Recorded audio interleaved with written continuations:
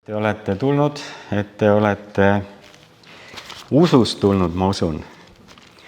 Et te olete südamed lahti Jumala sõnale ja et teil on põnevus Jumala suhtes. Sest Jumalaga on alati põnev, aga vahel on ka raske. Ja ma palun, et Püha Vaim lihtsalt annaks sõnad ja sellisega väe kuulutada tema sõna. Kallis Isa taevas, ma tänan, et sa saatsid Jeesu nimel meile Püha Vaimu, kes juhatab meid kogu tõe sisse. Ja ma tänan sind, Püha Vaim, kes sa elustad meid, juhid meid, armastad meid, annad meile tunda ennast ja oled meie keskel. Isa, sa tead seda minu olukorda, minu nõtrust, minu võimetust teha asju, mis on niivõrd palju kõrgemad minu inimlikest võimetest ja arusaamistest. Ja issand, tule issand Jeesus meie keskele ja tule issand Jeesus, tõesti, tule Jeesus. Aamen. See jutlus on valminud, või õigemini see pole jutlus, see on sõnum, mis on minu sees ja mis on minu elu ja mis on mingil määral juhtunud viimaste aegade jooksul või viimasel võib-olla ajal. Ja see aeg, kui ma seda jutlust valmistasin, ma tõesti proovisin iga õhtu olla Jumalaga ja kuulata ja ma olen kuidagi kindel, et see on Jumala sõna. See pealkiri sellel jutlusel, see ei olegi jutlus, see on nagu imelik, see on see, mida Jumal tahab teha, halleluuja, et Jumal saaks rääkida. Ma panin ise sellele asjale, või ma usun, et Jumal pani asjale nimeks puust ja punasega. Puust ja punasega. Te ei saa sellest võib-olla kohe aru, aga mõned asju peab tegema aga koguduses puust ja punasega. Ja siis ma mõtlesin, et see on natuke selline pilt võib-olla, et sa hakkad nüüd rääkima kellegile mingit sügavaid tõdesid. Aga siis ma mõtlesin, et Jeesus ka suri ristil ja see rist on ka puust ja punasega. Sest Jeesu veri voolab mööda seda risti, kui ta suri. Ja see, mis see rist nagu räägiks punasega, see on tõesti peaks olema punasega.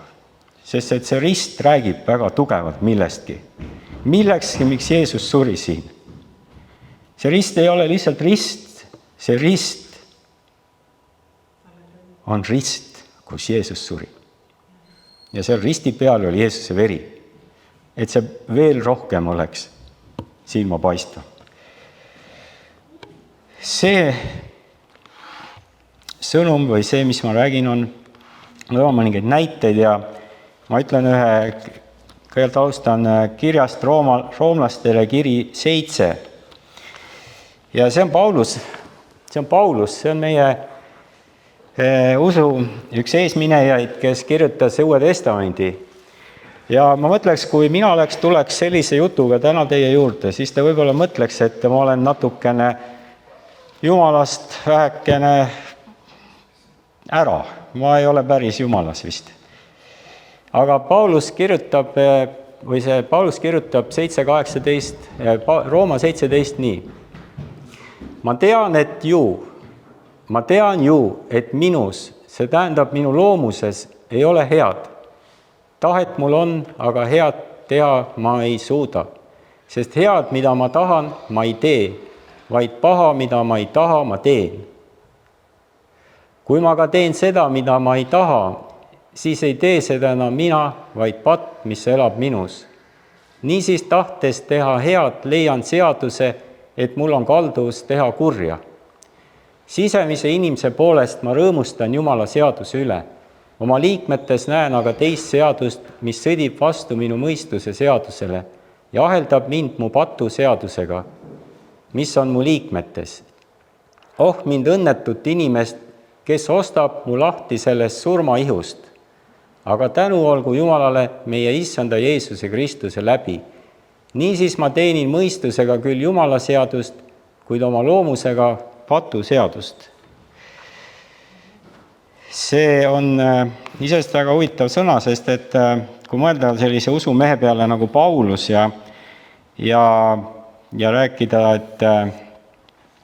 et ta ei suuda teha Jumala tahet, sest üks teine seadus toimib tema sees, mis kisub teda tegema hoopis pattu.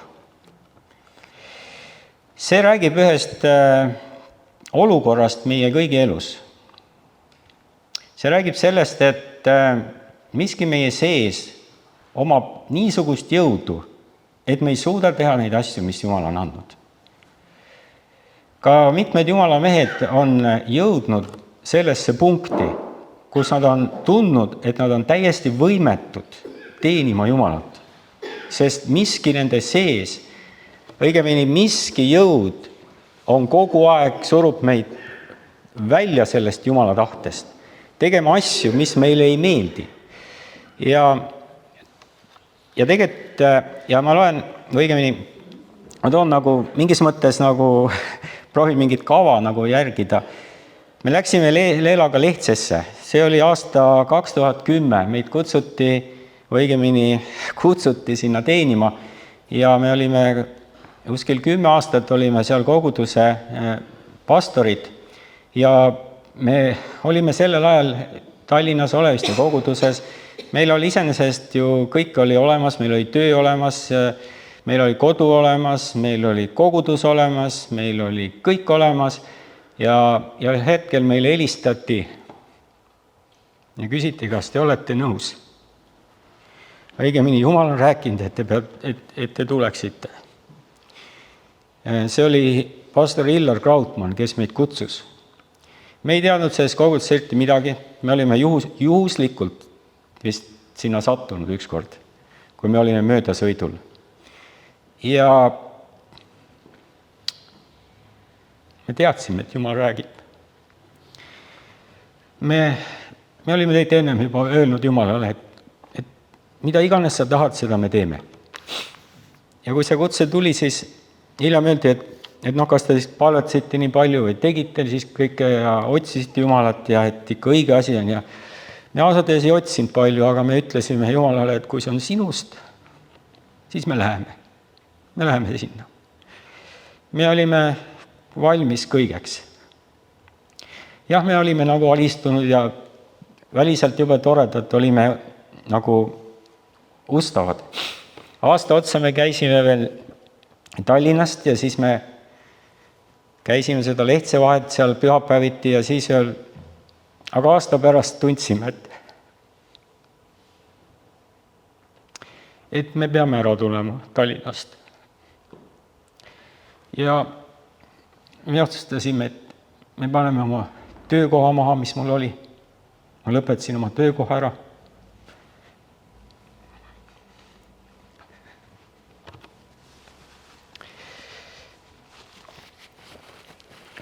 Markus käis, 2. klassis käis Nõmme erakoolis.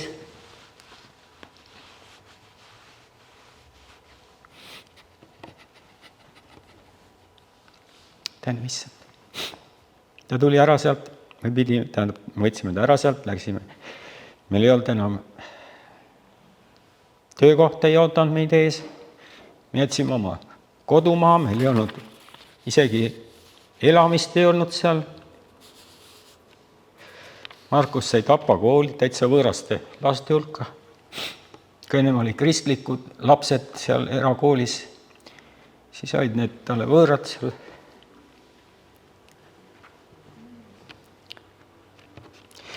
Ja me läksime. Tundub, et me elud olid täiesti Jumala käes. Aga siis, kui me seal teenisime ja väga armas kogudus oli, nii armsad õed ja vennad ja selline maakogudus on üldse väga omapärane, nad on teistmoodi natuke, nende igapäevased elu keerlevad selliste maaasjade ümber ja natuke lihtsam, teistmoodi keskkond. Siis me teenisime seal Jumalat. Tänu Jumalale, et seal, sest võib palju tunnistada, aga seal nagu on see jäänud võib-olla kaugemale. Ja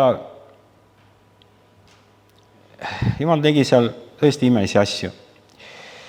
Et miks me siin üldse läksime, see poolt praegu see teema, aga miks Jumal seda nii räägib, ju ta teab. Ja me olime seal, aga küsimus ei olnud selles, kas me olime alistanud küll oma Jumalale oma nagu otsuse või tahte aga tegelikult ma ütleks, me ei olnud ise päriselt veel Jumala käes täielikult. On kaks asja, kas sa alistad oma mingid tegevused Jumalale ja teed Jumalale ja käid ja võib-olla käid ja teed asju, aga teine asi, kas su elu on täiesti Jumalale antud üle, kas see on Jumal, kes elab sinu sees või sa elad ikka ise veel seal.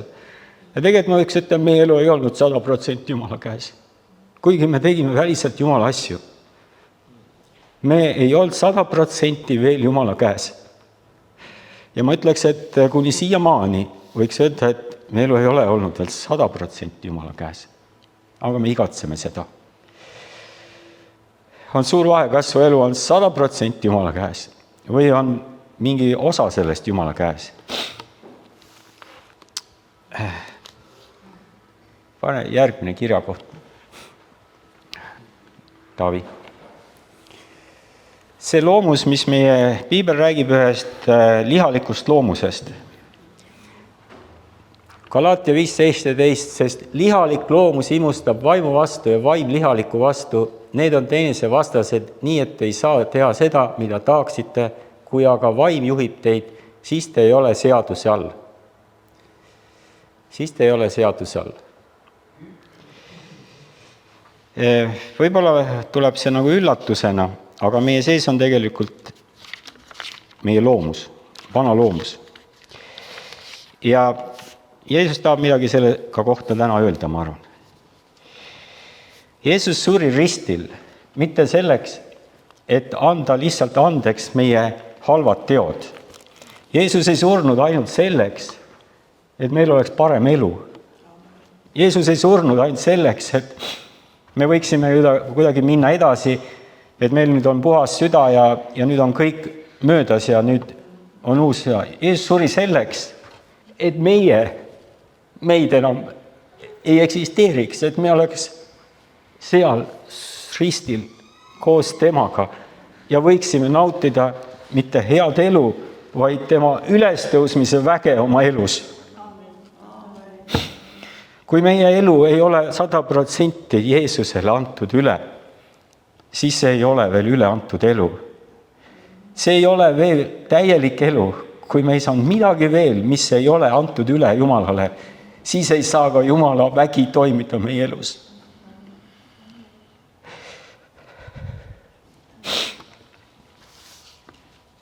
Jeesus suri selleks, et kõrvaldada, eraldada see, mis ei ole mitte midagi väärt. Meie oma elu ei ole mitte midagi väärt. Mitte midagi ei ole meie elus sellist, millega ma võiks minna öelda ees, et võta see, et see on midagi head, mis ma võin teha. Minu oskused, minu teadmised, need ei ole iseenesest mitte midagi väärt. Mitte midagi minus ei ole sellist, millega ma võiks öelda, Jeesus, ma annan sulle midagi. Jeesus ütleb midagi muud. Piibel ütleb seda, et kes oma elu armastab, see kaotab selle. Ta ütleb, et Johannese 12:24, tõesti, tõesti, ma ütlen teile, kui nisuiva ei lange maasse ega sure, Taavi, see on seal kirjas ka, tõesti, tõesti, ma ütlen teile, kui nisuiva ei lange maasse ega sure, siis see jääb üksi, aga kui see sureb, siis see kannab palju vilja. Ja Luuka 9:23, kui keegi tahab käia minu järel, siis ta salaku oma mina ja võtku oma rist päevast päeva enese peale järgnegu mulle.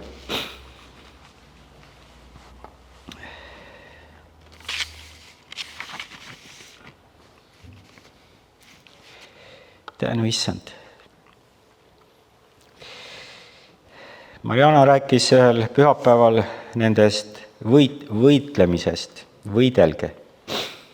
Luuka 13:24, võidelge, et minna sisse kitsast uksest, sest paljud, ma ütlen teile, püüavad minna, aga ei suuda.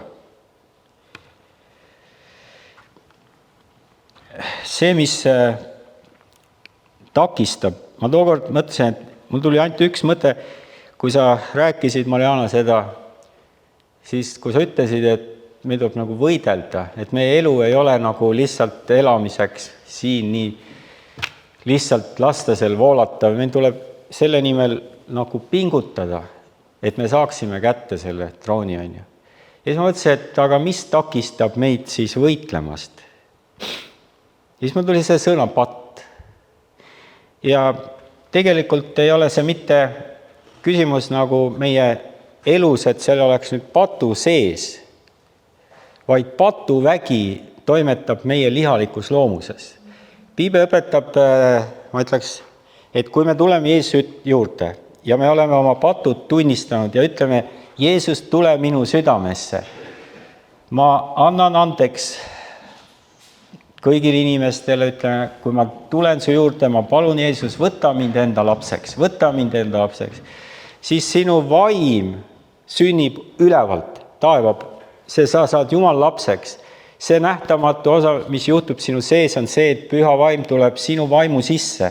Sa saad Jumala lapseks, püha vaim on sinu südames, ta elab sinu sees, aga see, mis on veel alles, on tageli see, mis tuleb risti lüüa, see on see meie vana inimene. See vana inimene ei ole kõrvaldatud automaatselt selle läbi, aga Jumal ütles, et ta annab meile meelevalla saada ja kõrvaldada see tegelane, kes on troonil. Kahte ei saa olla troonil, kas Jumal või mina. On väga selge vahe, kas ma teenin ise Jumalat või Jumal läbi minu teenib inimesi. Kui mina teen seda oma jõuga ja oma selle väega, siis ükski inimene ei saa ka päästetud või kui saab, siis see on Jumala armutöö.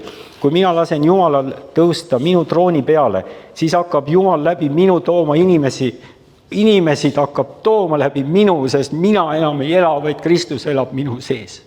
See on see nagu sõnum, mis me kuidagi Jumal on andnud, et kui meie elu veel tahab olla troonil, siis ei saa Jumal teha neid asju meie elus. Ei siin kogutuses ei saa, sest keegi peab astuma kõrvale ja see on see meie enda tahe, meie oma mina ja kõik see, mis takistab Jumalal tulemast meie keskele. Halleluuja. Halleluuja. Halleluuja. Tänu Jeesus. Et Rooma kiri 8.13. Taavid, paned see. Sest kui te oma loomuse järgi elate, siis te surete. Kui te aga vaimu abil ihuteod suretate, siis te elate. Sest kõik, keda iganes Jumala vaim juhib, on Jumala lapsed. Kui te vaimu abil ihuteod suretate, siis te elate, sest kõik, keda iganes Jumala vaim juhib, on Jumala lapsed. Nüüd sellest meeleparandusest võib mõista erinevat viisi. Me kõik proovime olla väga head ja tublid. Ja meie sees tegelikult on see igatsus väga teenida Jumalat, ma usun. Minu hing igatseb Jumala järele. Ma ju tahaks Jumalale väga meeldida, nii nagu Pauluski ütles, et oma seespidise inimese poolest või oma, ma tahan Jumal sind väga teenida, aga miski kisub mind kogu aeg nagu tagasi või rõhub ja surub. Ja tegelikult tõeline meeleparandus saab olla ainult alustatud ja lõpetatud püha vaimu poolt. Ükski meeleparandus, mida hakkab inimene, ei suuda viia täide seda eesmärki, mida Jumal tahab meie elus teha. Kui püha vaim ei saa alustada tööd, siis ka ei tule õiget meeleparandust, sest meeleparandus on püha vaimu vili, mitte inimese oma jõupingutus. Ja ükski lihalik alustatud meeleparandus lõpeb ikka samas kohas. Me ei suuda iseennast elustada ega äratada ega muuta oma elu ja kõik lihalik saab surema. Sellel ei ole vilja.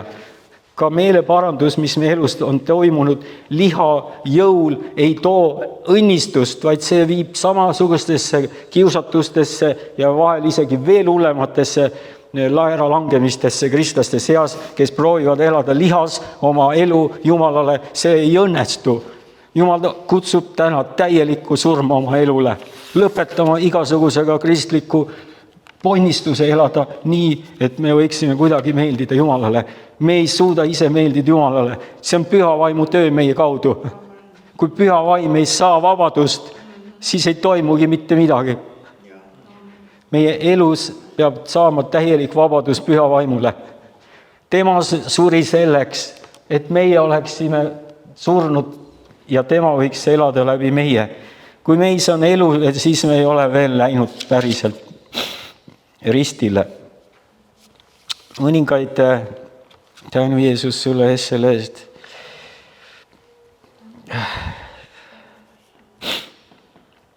Ma ütleks, et see sama on ka minu elus.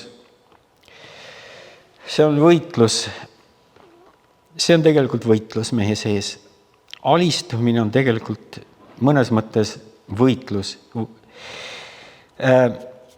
Me võib-olla ei mõistagi, mis see tõeline mina on.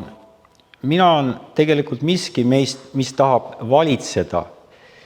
Ütleme nii, et see on meie hing, mis üritab ennast nagu hoida, säästa. Ja ta on nagu iseenesest on see ju hea. Ütleme, meie oma mina on meie mõistus, meie tahe, meie emotsioonid, meie teadmised, meie harjumused, kuidas me asju iga päev teeme. See on meie mina. Me oleme õppinud asju teatud viisil iga päev tegema. See on meie loomulik eluviis, kuidas me oleme harjutanud elama ja kuidas me teenime ja teeme oma tööasju. Ja iseenesest on see ju väga hea, aga see iseenesest see hea ei suuda teha Jumala tahet. Selle heaga, mis meis kõik on, see mõistus, oskused, teadmised, ei suuda meie ka päästa ühtegi inimest. See aitab, kui me oleme andnud selle Jumala kätte, aga iseenesest sellel puudub vägi. Sellel enesel, meie enda minal, sellel tegelasel ei ole mitte mingisugust iseenesest jõudu midagi teha. No. Ta on piiratud inimlike, füüsiliste ja kõiksugu asjadega, mis on piiratud. See, mida Jumal täna kutsub, on anda ära kõik. Lüüa risti oma mina. Mõelge selle peale, mis see tähendab. See, mis mind on kogu aeg minu tugevused olnud, ma alistun Jumal kõik sinule. Me olime kunagi Olevistes ja seal Jumal andis meile tõesti, pastor Rein Uuemees oli meie pastor Leelaga ja ühel päeval tuli sinna üks Arkaadi, väga armas mees oli, vanem mees oli. Tema oli näinud ärkamist, ta oli näinud ärkamist Kiievist, oli Valgevenest, oli tulnud sealt ja vennad rääkisid väga võimsaid lugusid Jumala võimsatest liikumistest sellel ajal, kuidas tohutud imed nagu juhtusid ja ühel hetkel, kui see aeg läks edasi, siis juhtus see, et need imed hakkasid kaduma ja asjad enam ei juhtunud ja inimesed enam terveks ei saanud, nad teenisid kas Valgevenes või seal kandis vist oli. Ja see ärkamine tegelikult, mis oli siin, seal oli ka neid, ma saan ärkamisi ka seal, et see ei olnud. Ja ühe päeval need hakkasid kaduma ja ta läks ja hüüdis Jumala ette, et Jumal, miks enam sinu vägi ei toimi meie sees? Miks sinu vägi ei saa enam toimida meie sees? Et miks sinu vägi enam ei toimi? Et Jumal, miks on põhjus, mis on juhtunud, et sina vägi ei saa enam toimida, miks ta ei liigu enam, Jumal, sinu vägi. Aga Jumal pööras kuidagi selle küsimuse, et sa küsid, et miks mina ei saa, miks mina ei tegutse umbes. Ta ütles, et miks küsimus ei ole mitte minus, vaid küsimus on selles, et miks mina ei saa enam tegutseda teie kaudu. Küsimus on teis, mitte minus. Minu vägi võiks voolata, aga teie ka on see asi.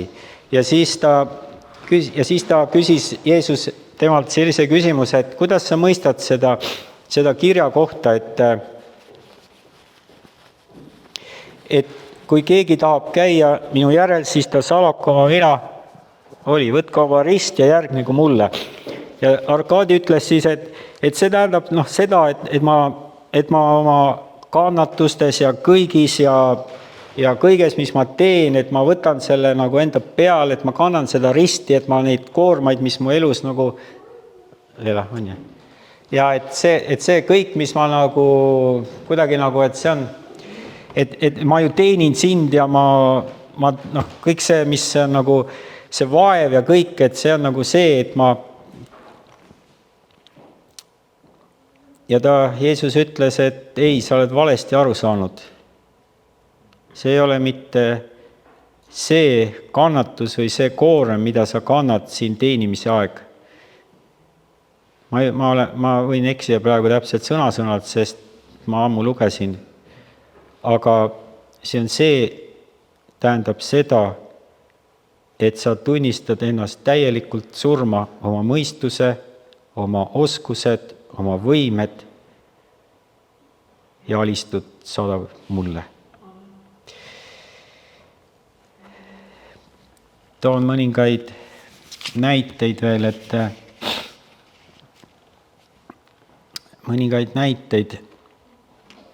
Üks jumala naine Corrie ten Boom, kes teab seda 1940, see oli sõja ajal, enne sõda nad aitasid või kui sõda tuli juba peale Hollandisse, siis sakslased või need võim tuli sinna ja nad aitasid juute, nad hoidsid juute oma kodus, nad varjasid kümneid ja kümneid juute, kes pärast tuli välja, et nad pääsesid.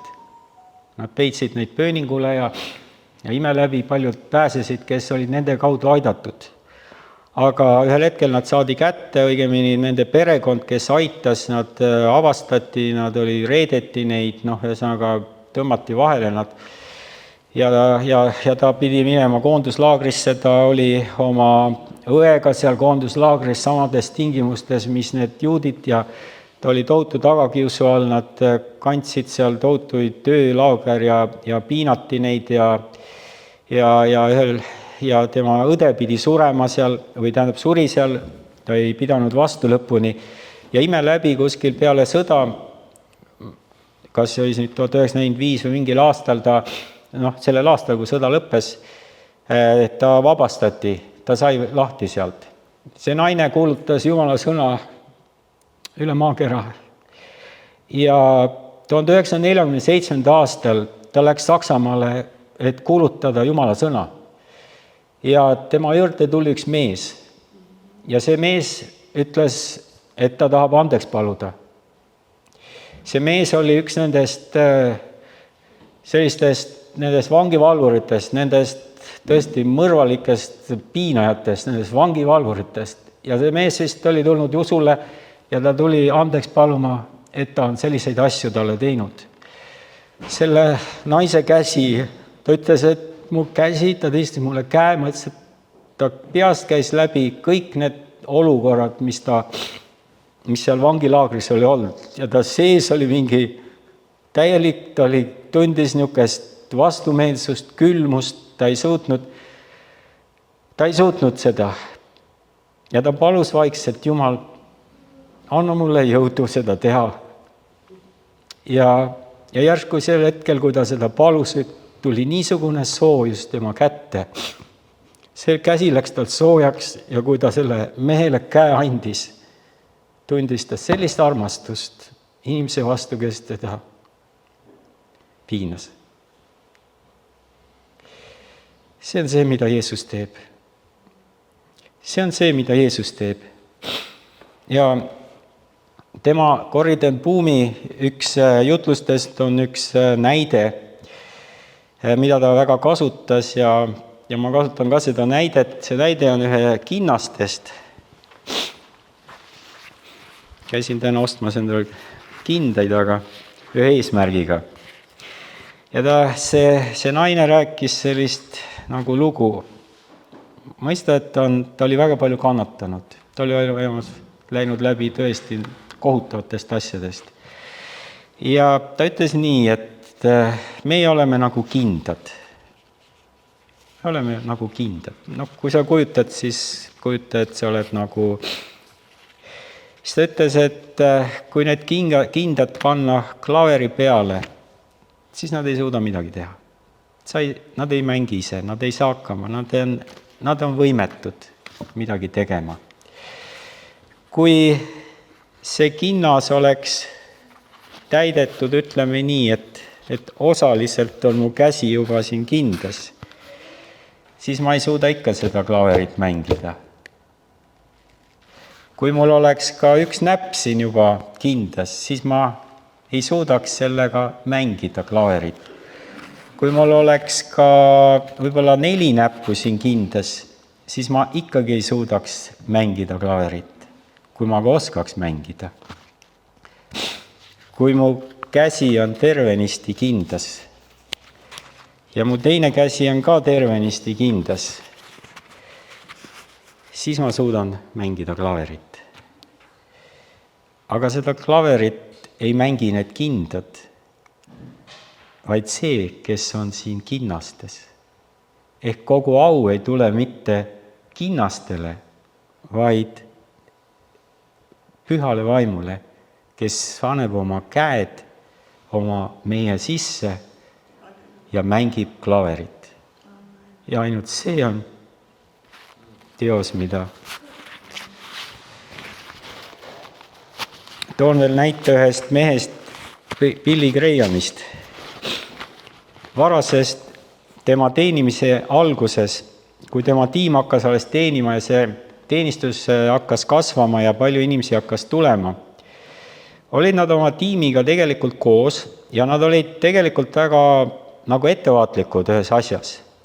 Nad olid näinud tegelikult väga paljusid ka olukordi või niisuguseid mitte palju, aga nad olid näinud mitmeid jumala mehi, kes olid läinud oma teenistuses või nad olid kaotanud nagu oma, kuidas öelda, nad olid läinud patu sisse. Ja neil oli selline nagu teatud aukartus Jumala ees, et Jumal, et kui me nüüd alustame seda või teeme seda teenistust, et ka meiega ei juhtuks sama asi, et me langeksime mingitesse vaenlase võrkudesse. Ja nad tegid tegelikult endale ühe niisuguse manifesti. Ja seal manifesti nad kirjutasid 4 punkti, millele nad tegelikult nagu alistuvad. Ja miks nad seda tegid? Sest nad teadsid, et nad on väga nagu rünnatavad ja nad on iseenesest väga nõrgad seisma vastu kõigile rünnakutele. Ja see on huvitav, et see Billy Graham, üks, mis tema neid nagu reegleid oli see, et kui nad näiteks reisivad kuskile või sõidavad või teenivad või on kuskil, siis mitte kunagi ei tee nad seda oleks nagu kahekesi ruumis mõne naisega. Ehk mehed, kes teenisid Jumalat, nad otsustasid, et nad kunagi ei reisu, ei käi kahekesi koos ega ole, kui muidu ka ainult oma naisega. Ehk ekiks seda võimalustki, et miskisugune asi võiks tulla. Ehk nad juba elimineerisid ära need võimalused, et me teeme midagi, tekitame olukorra, kus me oleme kellegi vastassugupoolega kahekesi. See on väga tähtis, et kui on muidu ka ainult oma naisega. Ehk nad mõistsid ära, kui nõrk on meie loomus, kui me läheme ja ei valva selle üle. Ja seal oli teisi asju ka, mis puudutab see, et nende rahaasjades oli väga selge kord ja üks asi, mis nad väga ka otsustasid, oli see, et kui nad lähevad kuhugi teenima, siis nad ei lähe ühestki teenistusest ega kogudusest üle, vaid alati tulevad alandlikuna, arvestades teistega ja nende kogudustega, kuhu nad lähevad. Kunagi ei dikteerinud nagu üle teiste. Lõpetuseks ma toon veel tänu Jeesus, toon mõned näited Jeesusest, et olgu see meile eeskujuks. 2. Korintuse, pane see Hebra 9.14. Hebra 9.14. ütleb nii, et Kristus, kes igavese vaimu läbi ohverdas iseenese laitmatuna Jumalale. Me võime mõelda, et Jeesus oli niivõrd tubli, et ta suutis vastu panna kõigile kiusatustele. Aga tegelikult oli see püha vaim, kes andis Jeesusele selle väe, et ta alistus ja läks ristile. Me mõtleme, et see oli tema enda jõud ja vägi, mis viis Jeesus ristile. See oli püha vaim. Tänu püha vaimule elas Jeesus patuta. Püha vaim andis talle väe, et ta suutis alistuda.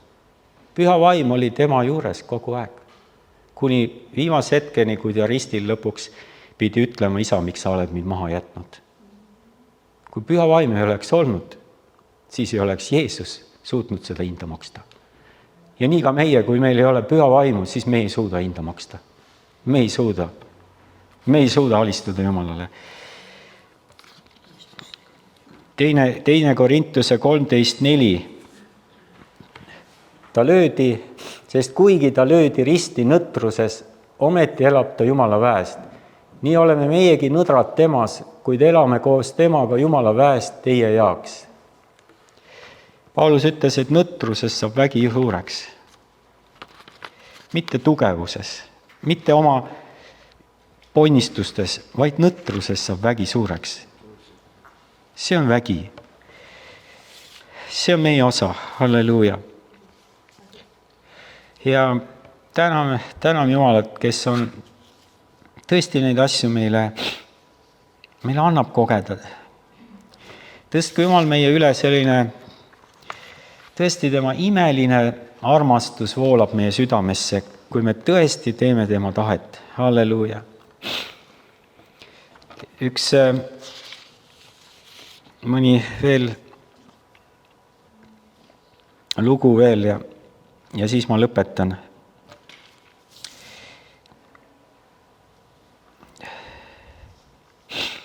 Üks Jumala mees või teoloog on öelnud, et halba harjumust ei saa võita, kui sellele keskendud ja püüad seda peatada. Sa võidad selle armudes Jeesusesse nii sügavalt, et püha vaim tõrjub vanad soovid välja. Aamen. Ja võib-olla veel üks viimane lugu ja see on mingis mõttes seotud ka, mida Oolius täna tunnistas meile. Ja see lugu räägib, see on üks mõistulugu. Üks juudi rabi tahtis seletada inimestele, kuidas on taevas ja kuidas on põrgus. Ja ta seletas seda sellisel viisil. Põrgu oli kaks gruppi inimesi. Üks grupp oli, mõlemad olid ümber sellise imelise toidu või sellise hautise pala, kus oli väga head toidud, väga hea maitsev toit oli. Oli kaks gruppi inimesi, mõlemad olid selle asja ümber. Ühed olid põrgus ja teised olid taevas. Mõlematel oli käte küljes pikad lusikad. Need, kes olid põrgus, olid väga vihased. Nad olid väga kurjad, nad olid väga pahased kõige selle asja peale, sest nad ei suutnud oma pikkade lusikatega suhu panna toitu. Sest lusikad olid nii pikad, et nad ei suutnud neid kuidagi väänata enda suhu. Ja nad olid maru vihased, et nad ei saa seda teha, mida nad teha tahavad. Aga taevas olid täpselt samamoodi. Kõik olid täpselt samamoodi. Inimestel olid pikad lusikad, aga nad olid rõõmsad ja nende kõhud olid täis. Ja vahe oli selles, et taevas toitsid nad nende lusikatega 11. Ja nad said kõik söödud. Ja sellega ma lõpetan, et olgu see sõnum, et kui me tõesti lubame Jumala püha vaimul tulla ja anname ennast nagu temal üle, siis saavad ka meie kõhud täis, saavad teised söödetud ja ma usun, et see saab ka olema nähtav ka väljapoole. Halleluuja, tõuseme ja täname ja palvetame ka. Ja kui tänu issand, kui sa kuidagi koged, et Jumal on sind täna puudutanud sellega ja et sa tunned mingisugune osa sinust tahaks väga Jumalat veel tahad teenida ja sul on väga igatsus, et Jumal on, see kogu elu võiks olla Jumalale pühendatud, siis sa võid tulla ja me palvetame koos. Kui sul on midagi Jumal rääkinud sellest, mis on sinu elus vaja ümber korraldada, muuta, maha panna, siis see on ka paik, kus me saame koos sinuga täna palvetada. Aga kallis Jeesus, ma tänan sind, et sa oled täna tulnud meie keskele, et toita meid, sööta meid, armastada meid. Ja me palume sinu südamet, meie elud sinu kätte, issand. Me palume, et sa võiksid valitseda kui kuningas meie eludes, et see, mis on veel üle andmata, saaks täna antud Jumal sinule üle siin paigas. Kõik see, mis on veel inimlik, saab kustuma. Kõik see, mis ei ole alustatud sinust, pigem ärgu seda sündi kui Jumal. Ja et sinu nimi saaks siin austatud selle kõige läbi. Jumal, ma palun, et sa teeksid selle töö lõpuni meie südames, et sa kõrvaldaksid kõik need ebajumalad meie seest, Jumal, mis takistavad sinul tulemast, et sina saaksid väga tulla, issand, sellesse paika, et meie elud oleksid täiesti ühendatud sinuga kõiges iga päev, issand, kui me läheme tööle, koju, kuskil iganes, issand, et enam ei valitse meie, vaid sina valitsed meie kaudu, meie laste eludes, meie peredes, meie kodudes, meie töökohtades, issand, saagu sina võtma esikoha kõiges meie otsustes, meiega suhetes teiste kristlastega, halleluuja, issand. Ja ma tänan, issand, et sina oled ustav ja vastad ja teed selle teoks meie keskel. Jeesuse nimel. Aamen.